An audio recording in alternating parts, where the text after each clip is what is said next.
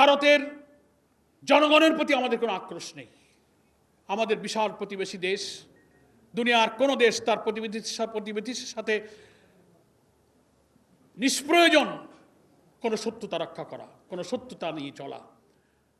তবে ভারতের যারা সরকার, সাম্প্রদায়িক হিন্দুত্ববাদী সরকার যারা ক্ষমতায় এখন আছেন, বারবার যারা এসেছেন, তারাই এদেশের স্বাধীন সত্তাকে বিকিয়ে দিয়ে এদেশের ইসলামী মূল্যবোধ ধ্বংসের জন্য তারা বারবার এদেশের মানুষের উপরে হত্যার ষড়যন্ত্র চাপিয়ে দিয়েছেন।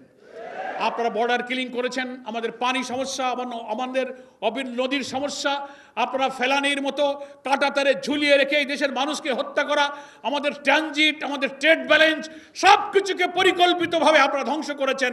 আমরা সম্পর্ক চাই, কিন্তু সেই সম্পর্ক চাই ন্যায্যতা এবং সমতার ভিত্তিতে। বিগ ব্রাদারলি অ্যাটিটিউড নিয়ে আপনি আমাদেরকে শাসন করবেন। আপনি যেমন স্বাধীন, আমরাও বাংলাদেশ একটি স্বাধীন দেশ। আমাদের পররাষ্ট্রনীতি, আমাদের অর্থনীতি, রাজনীতি, আমরা স্বাধীন হব। আমার দেশে কে নির্বাচনে যাবে আর যাবে না, কে সরকার গঠন করবে আর করবে না, that is up to me. এটা আমাদের দেশের জনগণের ব্যাপার। শরীফ ওসমান হাদিরা জুলাই যোদ্ধারাই ছিল এই ভারতীয় আধিপত্যবাদের হাত থেকে আমাদের এই স্বদেশ ভূমির অখণ্ডতা, স্বাধীনতা, সার্বভৌমত্ব রক্ষা করা অতন্দ্র প্রহরী।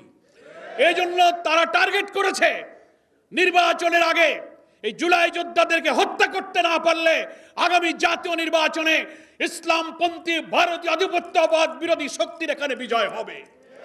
সেই বিজয়ের ঠেকাবার জন্য তারা আজকে এই সমস্ত জুলাই যোদ্ধা তরুণ সেনাপতিদেরকে তারা হত্যা করার টার্গেট করেছে।